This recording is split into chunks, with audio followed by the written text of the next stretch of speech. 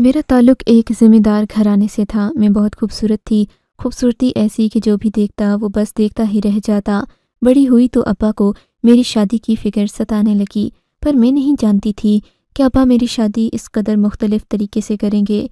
मैंने सोच लिया था कि मैं अब्बा की वजह से हमेशा ज़िंदगी में आगे ही बढ़ी हूँ, कभी इन्होंने मेरे लिए कोई गलत फ़ैसला नहीं किया।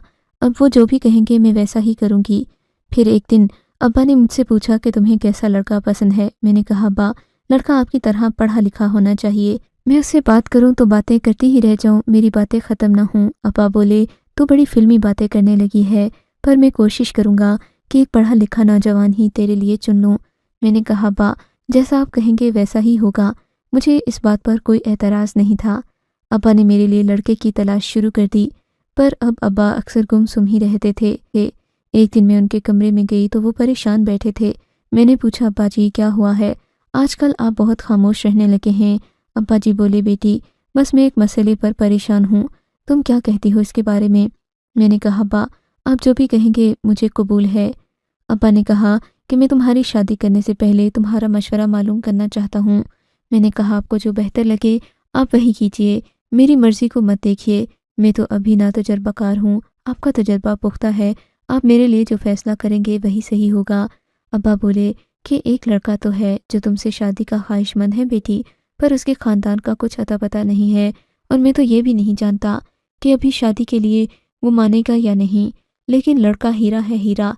अगर मैं कहूँ कि मैंने आज तक उस जैसा खूबसूरत शख्सियत वाला इंसान नहीं देखा तो गलत नहीं होगा। 60 साल की उम्र में मैंने अभी तक ऐसा कोई इंसान नहीं देखा जिस कदर इल्म वाला हो। वो न सिर्फ इल्म वाला है बल्कि उसके पास दौलत भी बेतहाशा है। पहाड़ों की दामन में उसका घर है, और उस घर में उसने बहुत सारी नौकरानियां भी रखी हुई हैं। तुम सोच नहीं सकती तुम्हारी ज़िंदगी कितनी हसीन होगी और तुम कितनी खुश रहोगी अपने शौहर के घर। ये सुनकर मैं चुप हो गई थी, मगर अब्बा फिर से बोलने लगे, बेटा, मैं तो एक मामूली सा ज़मींदार हूँ, मगर वो लड़का बहुत ही ज़्यादा अमीर है। मैंने अपने बड़ों से सुना है कि ज़्यादा दौलत भी इंसान को बेकार देती है, वरना उस लड़के में और ऐसा कोई नुक्स नहीं है कि मैं कहूँ कि तुम्हारी शादी उससे ना की जाए। बेहद अमीर है, उसके पास ज़मीनों के मुरब्बे हैं। मैं तो उसके मुकाबले में 1/3 ज़मीन भी नहीं रखता हूँ। वो बहुत अमीर है। अब्बा उसकी अमीरी और दौलत के किस्से सुनाते तो मेरा मन भी करता कि मैं उसे देखूं, पर देखती कैसे। मैंने अब्बा से कह दिया, घर तो बुलाएं, मैं भी उससे मिल लूँ, पता चलेगा कि वो लड़का किस कुमाश का मालिक है। अब्बा हंसकर बोले, अरे बेटी, तुम कभी घर की चारदीवारी से बाहर नहीं गई, तुम्हें क्या मालूम कि लोगों की पहचान क्या होती है। बस तुम दुआ करो कि लड़का अच्छा हो। ये कहकर अब्बू ने मुझे अपने कमरे से भेज दिया। मैं आकर उसी नौजवान के ख्वाब देखने लगी जिसके बारे में अब्बू ने मुझे कहा था कि वो बहुत कश्मकश का शिकार हैं। अब्बा जान मुझ पर बहुत यकीन करते थे। मैंने उनसे कहा था कि मुझे उस लड़के से मिलवा दें, पर अब्बा ने मना कर दिया। अब्बा के इरादे मालूम नहीं हो रहे थे। अगले दिन मैं उनके कमरे में गई तो बोले, बेटी, मैं तुमसे एक बात करना चाहता हूँ। मुझे लगा कहीं उस रिश्ते से मना ही ना कर दें। मैंने कहा, अब्बा, पहले मैं आपसे एक बात कर लूँ। मैंने सोचा समझा झूठ अब्बा के गोशगुजार कर दिया। कहा कि मैंने उस नौजवान के बारे में इस्तिखारा किया था। अल्लाह ने मुझे बहुत मजबूत इशारा दिया कि मैं उसी से शादी कर लूँ। मुझे ख्वाब में बहुत सुर्ख फूल नजर क्या होता है। अब्बा मेरी बात पर खुश हो गए, मुझे सीने से लगा कर बोले, अरे बेटी, ये बात तो मैंने सोची ही नहीं थी कि अल्लाह से मशवरा कर लिया जाए। मेरी नेक बेटी की यही तो खासियत है, तुम हर बात पर अल्लाह से मशवरा करती हो। मुझे तुम्हारी ये आदत बहुत पसंद है। अब्बा की बात सुनकर मैं दिल ही दिल में शर्मिंदा भी थी, क्योंकि मैं हर बार अब्बा से यही कहती कि मैंने अल्लाह से मशवरा किया है, हालांकि ऐसी कोई बात नहीं होती थी। मैं नमाज तो पढ़ती थी, पर अब्बा से झूठ भी बोल लेती अपनी मनपसंद बात मनवाने के लिए। अब्बा से कहती कि मैंने इस चीज़ का इस्तिखारा किया है, हालांकि मैंने इस्तिखारा तो दूर की बात, इस्तिखारा की दुआ भी नहीं पढ़ी थी। अब्बा मेरी बात पर अंधा यकीन करते थे, उन्हें अपनी बेटी पर भरोसा था। फिर खुशकिस्मती से कुछ फैसले ऐसे भी थे जिसमें अब्बा ने मेरी मदद ली, वो सही साबित हुए। यूँ अब्बा मुझे किसी पीरनी के जैसा दर्जा देने लगे। मैं अब्बा के हर फैसले पर उन्हें मशवरा देती थी, और बात अगर रूहानियत पर आ जाए फिर तो अब्बा मुझसे सवाल ही नहीं करते थे।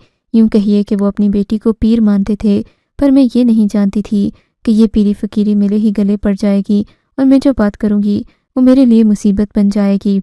अब्बा ने ठीक 1 हफ्ते बाद उस नौजवान को घर बुलाया। मुझसे कहा कि तुम पर्दे के पीछे से उसे देख लेना, मैं उसे दूसरी तरफ बिठाऊंगा। अब्बा एक माँ की तरह मुझे ये सारी बातें बताते थे, क्योंकि मेरी अम्मा को मरे हुए 10 साल गुजर चुके थे। मेरी परवरिश करने वाला कोई नहीं था। अब्बा ने बाप, भाई और माँ बनकर मुझे पाला था। मैं उनकी इकलौती बेटी थी, इसलिए वो मेरे बारे में भी बहुत ज़्यादा परेशान रहते थे। इन्होंने सोचा था कि वो मेरी शादी किसी ऐसे इंसान से ही करेंगे जो बहुत ज़्यादा ख्याल रखे मेरा और कभी मुझे दुख ना दे। तभी अब्बा ने उस नौजवान को जब घर बुलाया और मैंने उसको देखा, मेरे तो होश ही उड़ गए। वो वाकई बेहद हसीन मर्द था। इससे ज़्यादा हसीन चेहरा मैंने ज़िंदगी भर नहीं देखा था। हालांकि गांव के नौजवान कड़ियल थे, वो खुद पर खूब मेहनत करते, दूध मक्खन खाते, सब कुछ कहते, पर उनमें वो बात नहीं थी जो मासूमियत, शराफत और रोब इस शख्स में था। इसे देखकर मेरा दिल पागल हो गया। जी चाहा कि इस पर्दे को तोड़कर उसके सामने जा बैठूं, वो भी मेरी खूबसूरती को देखकर इसी तरह पागल हो जैसे मैं उसे देखकर हुई हूँ। पर मुझे अब्बा का लिहाज माने था, सो मैं खामोश रही। थोड़ी देर के बाद वो शख्स चला गया। अब्बा ने मुझसे मेरी मर्जी पूछी तो मैंने कहा, अब्बा मुझे आपकी पसंद पर क्या एतराज़ हो सकता है। मैं बज़ाहिर बहुत पाक पवित्र बन रही थी, पर दरअसल मुझे वो लड़का शक्ल का बहुत ही ज़्यादा हसीन लगा था। मैं उससे शादी करने के लिए कुछ भी कर सकती थी, पर मैंने अब्बा के सामने अपनी बेचैनी को ज़ाहिर नहीं किया। यूँ अब्बा ने मेरा रिश्ता शहरयार अली के साथ कर दिया। शहरयार अली को सब रिश्तेदारों ने बहुत ज़्यादा मुबारकबाद दी, पर शहरयार अली के बारे में ज़्यादा कोई भी नहीं जानता था। अलबत्ता वो मशहूर काफ़ी था, उसकी जान पहचान भी थी। यूँ मेरी शादी शहरयार अली से हो गई। मैं अपने घर से रुखसत होकर शहरयार मंजिल आ गई। यहाँ आकर ज़िंदगी का एक मुख्तलिफ रूप मेरा मुंतज़िर था। मेरे शौहर ने शादी की पहली रात मुझे बहुत ज़्यादा मोहब्बत दी, मेरी तारीफ़ें की। कहने लगा कि मैं तुम्हें ज़िंदगी में हर खुशी दूंगा, पर उसके लिए एक शर्त होगी। अभी हमारा सिर्फ निकाह हुआ है, शादी नहीं हुई, ये जान लो। मैं शहरयार की बात सुनकर हक्का बक्का रह गई। क्या मतलब है? निकाह ही तो शादी होता है। नहीं, शादी तुमने मुझसे की है, मैंने तुमसे नहीं की। मैंने तो तुमसे सिर्फ निकाह किया है। अपने शौहर की अजीबोगरीब बात सुनकर मैं हैरान रह गई। क्या मतलब कि आपने मुझसे निकाह किया है? मैं परेशान हो गई थी। अच्छा, फिक्र नहीं करो, मैं तुम्हें बिल्कुल भी कुछ नहीं कहूँगा जब तक कि तुम मेरे दिए हुए उसूलों पर चलती रहोगी। मैं अपने शौहर की बात सुनकर दुखी हो गई। सोचा कि ये सारी बातें सुबह अब्बा को बताऊंगी, अब्बा ही इस मसले का हल निकालेंगे। मैंने सोचा था कि अब्बा से बात करूं, पर सुबह होते होते मेरे शौहर ने कहा कि मैं तो तुमसे मजाक कर रहा था, ऐसी कोई बात नहीं है। शायद वो मेरे इरादों को भांप चुका था कि मैं अब्बा को बताने वाली हूँ, इसीलिए उसने खामोशी इख्तियार कर ली थी। अगली सुबह अब्बा मुझसे मिलने आए। बोले कि बेटी, तुम खुश तो हो ना? तुम्हें कोई परेशानी तो नहीं इस घर में? मैंने कहा, नहीं अब्बा, सब कुछ ठीक है, बस मुझे आपसे एक दरख्वास्त करनी है। वो क्या बेटी, बोलो, मैं तुम्हारी हर बात पूरी कर सकता हूँ। अब्बा ने प्यार से पूछा था।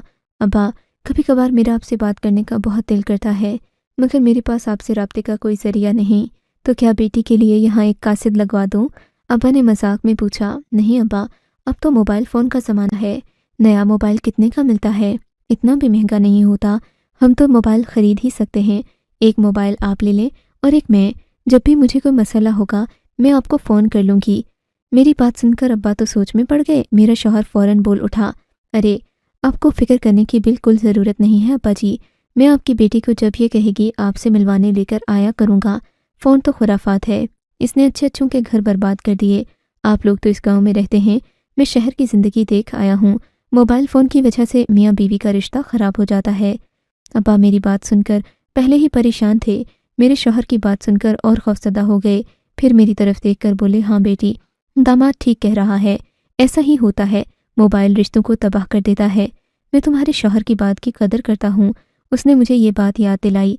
वरना बेटी, तुमसे कुछ भी अजीज़ नहीं है मुझे, मैं तुम्हें ले भी देता। पैसे भी अजीज़ नहीं है मुझे, मैं तुम्हें ले भी देता। पैसों की भी फिक्र नहीं मुझे, तुम मुझसे उतनी रकम नकद ले सकती हो, उसे कोई जोड़ा बना लेना। अब्बा ने मुझे मुतमईन करने को कहा, पर मैं कैसे मुतमईन होती? शक तो मुझे अपने शौहर पर हो रहा था, जो मुझे मेरे अब्बा से राब्ता नहीं करने देना चाहता था। अब शौहर के सामने अब्बा को वो बातें भी नहीं कह सकती थी जो उसने मुझे रात को बोली थी। मैं सोच रही थी कि अब्बा इसके बारे में कुछ नहीं जानते थे, फिर मेरी शादी मेरे ही कहने पर कर दी क्या? इसका मतलब अब्बा खुद मुतमईन नहीं थे। मैंने भी तो अब्बा से झूठ ही बोला था कि मुझे इस्तिखारे में ख्वाब दिखाई दिया है। खैर, यही सोचते सोचते अब्बा की रुखसती का वक्त हो गया। अब्बा जान चले गए। मेरे शौहर ने कहा, अपना सामान पैक करो। उसका तहकुमाना लहजा सुनकर मैं डर गई। क्या मतलब सामान पैक करूं? मेरे सामान को क्या हुआ है? میرے پوچھنے پر شوہر نے بتایا کہ ہم کچھ دن کے لیے کہیں جا رہے ہیں۔ میں نے کہا ہم کہاں جائیں گے؟ بولا کہ میں نے تیاری پکڑ لی۔ تیاری کرنے کے بعد اس نے ایک بڑی سی گاڑی لا کر گھر کے باہر کھڑی کر دی۔ میں اس میں بیٹھی۔ میرے شوہر نے گاڑی چلانے کے لیے ایک ڈرائیور رکھا ہوا تھا۔ گاڑی کافی بڑی تھی۔ میرا شوہر مجھے اس شہر سے بہت دور لے کر گیا۔ تقریباً 15 کلومیٹر کا سفر تو ہوگا ہی، جو کہ کافی زیادہ دیر لگا کر طے ہوا تھا۔ پھر ہم لوگ ایک خستہ حال گھر میں داخل ہو گئے۔ یہ گھر سنگ مرمر کا بنا ہوا تھا۔ پتھروں کا بنا یہ گھر ایسا لگتا تھا کہ گھر نہیں بلکہ زندان ہو۔ میں یہ دیکھ کر خوفزدہ بھی ہو گئی تھی۔ پرانے زمانے کی طرز پر بنا یہ گھر بہت زیادہ خوبصورت لگ رہا تھا، پر اس سے وحشت بھی ہو رہی تھی۔ میں اس گھر کو غور سے دیکھنے لگی۔ میرا شوہر بولا کہ تم اس گھر میں رہ کر پریشان بالکل نہیں ہوگی، پر تمہیں ایک مسئلہ ہوگا اور تمہیں برداشت کرنا ہوگا کہ فی الحال تم اس گھر میں اکیلی رہو گی۔ میں یہاں نہیں آیا کروں گا۔ میں نے کہا کتنے دن؟ میرے شوہر نے کہا 1 سال۔ یہ سن میرے تو قدموں تلے سے زمین کھسک گئی۔ میری ریڑھ کی ہڈی میں سردی کی ایک خوفناک لہر دوڑ گئی۔ 1 سال میں یہاں اکیلی کیسے رہوں گی؟ میں یہاں تو جن بھوتوں سے بھی بہت ڈرتی ہوں۔ میری بات پر میرا شوہر ہنس پڑا۔ تم نے یہاں 1 سال رہنا ہے اور پھر یا تو موت یا زندگی۔ ان کی بات نے مجھے اور پریشان کر دیا۔ موت یا زندگی کیا مطلب؟ آپ مجھ سے مذاق تو مت کریں، میں نے روتے ہوئے کہا۔ مذاق ہی تو کر رہا ہوں میری پیاری بیوی، ایسی کوئی بات نہیں ہے، تم تو بات بات پر ڈر جاتی ہو، مجھے تمہارا ڈرنا اچھا لگتا ہے۔ میرے شوہر نے یہ بات ایک خاص انداز سے کہی تھی کہ میں واقعی ڈر گئی تھی۔ میرا دل کہہ رہا تھا کہ ضرور کوئی نہ کوئی ایسی بات ہے جو میرا شوہر مجھ سے چھپا رہا ہے، پر اب یہاں آنے کے بعد میرے پاس اور کوئی چارہ بھی نہیں تھا۔ وہ مجھے اندر کمرے میں لے گیا۔ سب کمرے سلیقے سے بنے ہوئے تھے۔ 3 کمرے تھے، تینوں میں بستر لگے تھے۔ میں سمجھ نہیں پائی کہ ایسا کیوں ہے، مگر میرا دل بہت گھبرا رہا تھا اور بری طرح دھڑک رہا تھا۔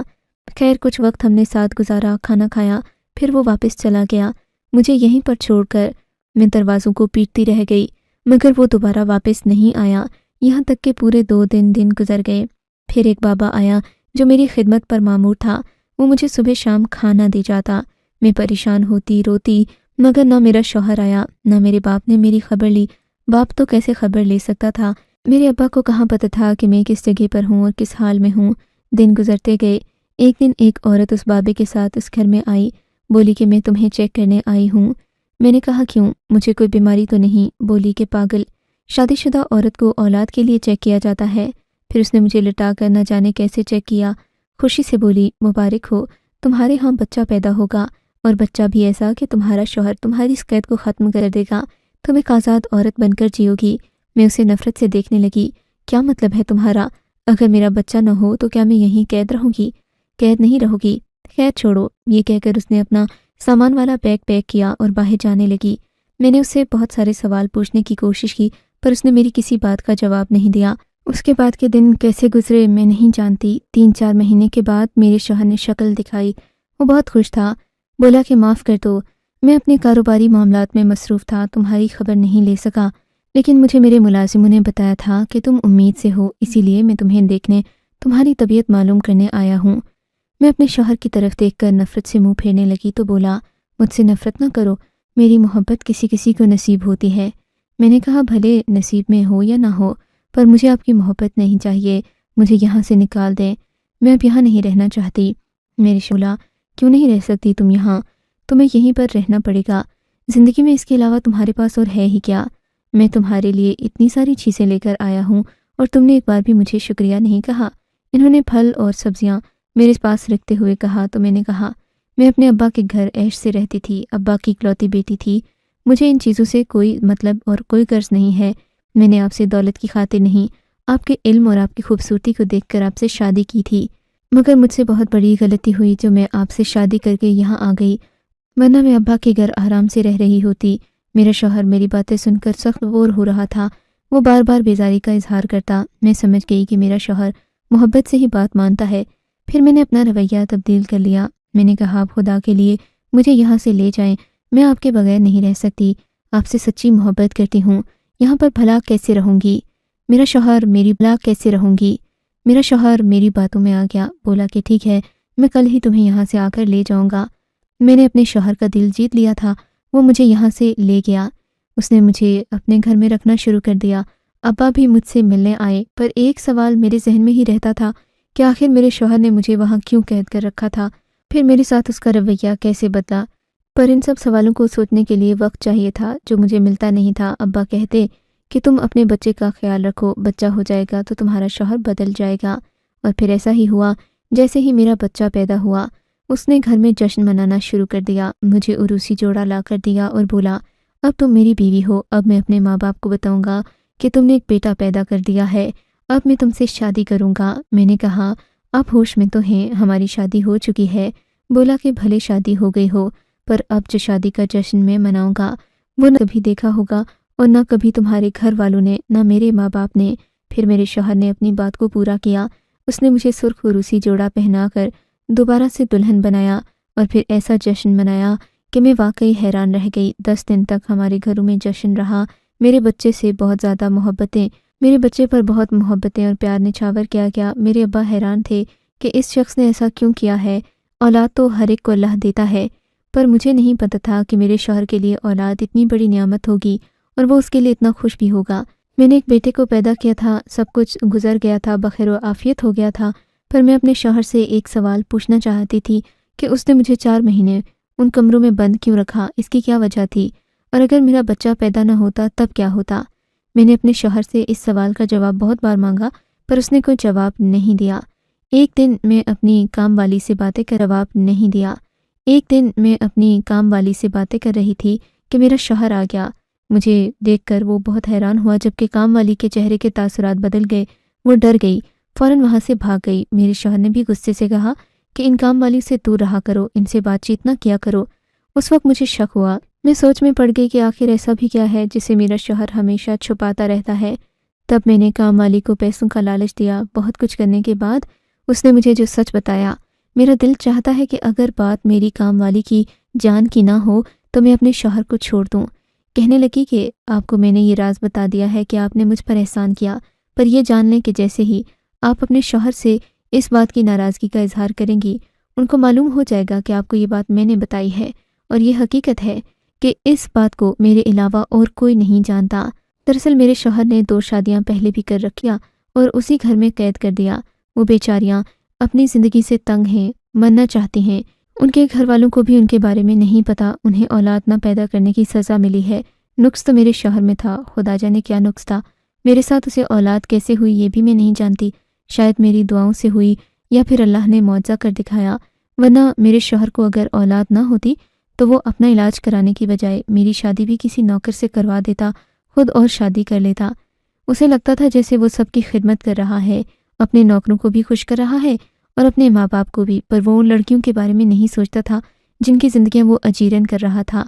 یہ میرے شوہر کا بہت بڑا راز ہے جو اگر میں اپنے ابا کو بتا دوں تو حالات بگڑ جائیں، اگر کام والی کا نام آئے گا تو اس کی بھی جان چلی جائے گی، اور پھر میں سوچتی ہوں اب میرا بیٹا بھی ہو گیا، میں اپنے شوہر کے اس راز کو فاش کر کے کیا ہی کر لوں گی۔ آپ کے خیال مجھے اپنے شوہر کی یہ بات لوگوں کو بتانی چاہیے یا پھر اب اس بات کو درگزر کر دینا چاہیے؟ اپنی رائے سے، اپنے دل کی بات سے مجھے ضرور آگاہ کیجیے گا۔